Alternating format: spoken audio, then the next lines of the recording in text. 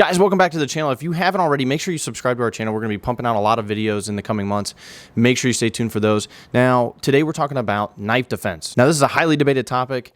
A lot of difference of opinions, especially when it pertains to martial arts. Depending on what discipline you practice, there are different techniques and different concepts that people utilize. So for me, when I'm looking at a topic like this and really wanting to understand what is the best way to defend myself and protect human life, I want to look at my own experiences, I want to look at videos, and I want to pressure test this stuff in a safe environment with protective equipment. That is the best way, in my opinion, to really determine what works and what doesn't. You can weed out what doesn't work, you can set it off to the side, and you can focus on what really matters. So with that being said, let's look at statistics, guys. Globally, 71% of all knife attacks are done with the right hand, underhand. So I think we should be focusing on that. Now, the course we took with Knife Control Concepts, we do a lot of underhand stuff because that's primarily what is happening. That's primarily human response in these types of situations where they're taking a knife and they're trying to stab you underhand. Of course, there are situations, and you can pull up plenty of videos where somebody's coming at you with an overhand knife, but the fact is the overwhelming majority is underhand. Of course, spending time on,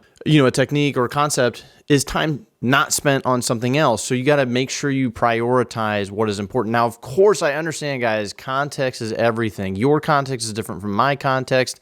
A police officer's context is different from a nurse's context, and so on and so forth. So you want to practice for what matters to you specifically. So I had the pleasure of working with Aaron Janetti. He took some time to discuss wrestling fundamentals. Now, wrestling and jiu-jitsu are the kind of building blocks of knife control concepts. Now, that may surprise some of you who have training in a different discipline, but I want you to watch. I want you to give your opinion in the comments below.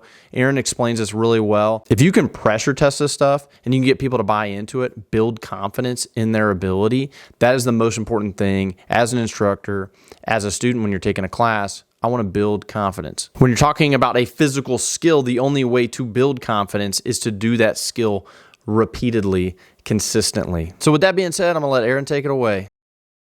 Hey guys, welcome back with Aaron Janetti of Knife Control Concepts. There was a couple key areas that I struggled with this course, and Aaron was great with the one-on-one instruction, so I want to hit on those two things. Number one was head pressure.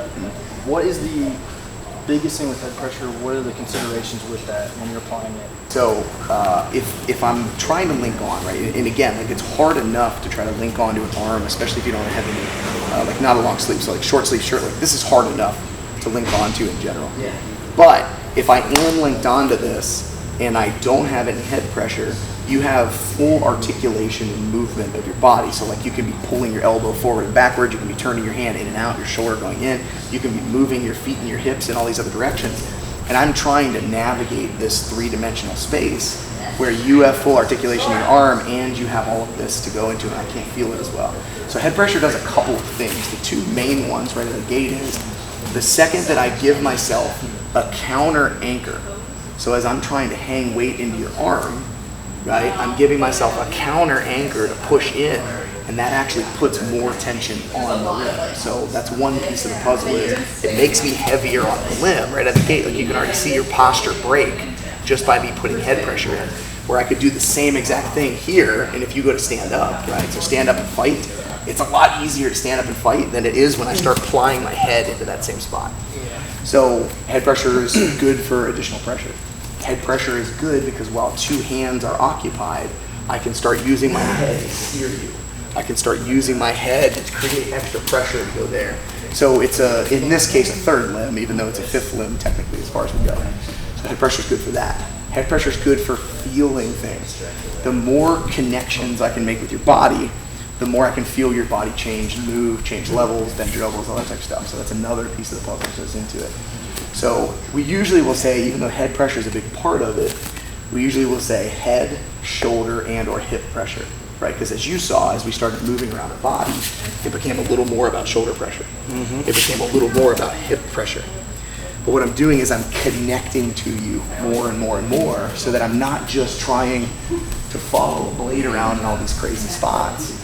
I'm driving your body weight. I'm changing the direction that your spine is moving and facing, which influences your body to be able to move, makes it harder for it to turn back in. And I can feel you move more because I have more connections.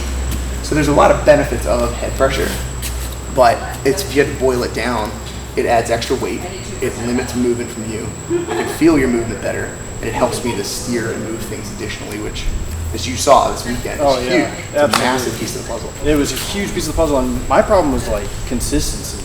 Like you would yell at me, be like, head pressure, and I'm like, oh yeah, crap. And it's like you said, it's a huge piece of the puzzle because so where I'm struggling, it's really because I'm not using that head pressure. It can't. It can't. In some of the spots that you showed. Yes. So. Yeah. It's counterintuitive. It's not intuitive to be like, yes, let me ram my head and my neck into the and try to drive this person around. Right. However, when you get people to make head pressure intuitive and it becomes more of their go-to, oh my gosh, like the way that they grapple better, that they can make things just more painful for the person they're fighting. And that's huge because now it's splitting your attention. I'm not just thinking about stabbing you, now I'm thinking all of your weight, now I'm thinking this is painful, I want to get away from this. And it's, oh my gosh, it's an incredible asset when you get good at it. But it does take time. It takes practice, like to run around and learn how to use your head real well. Absolutely.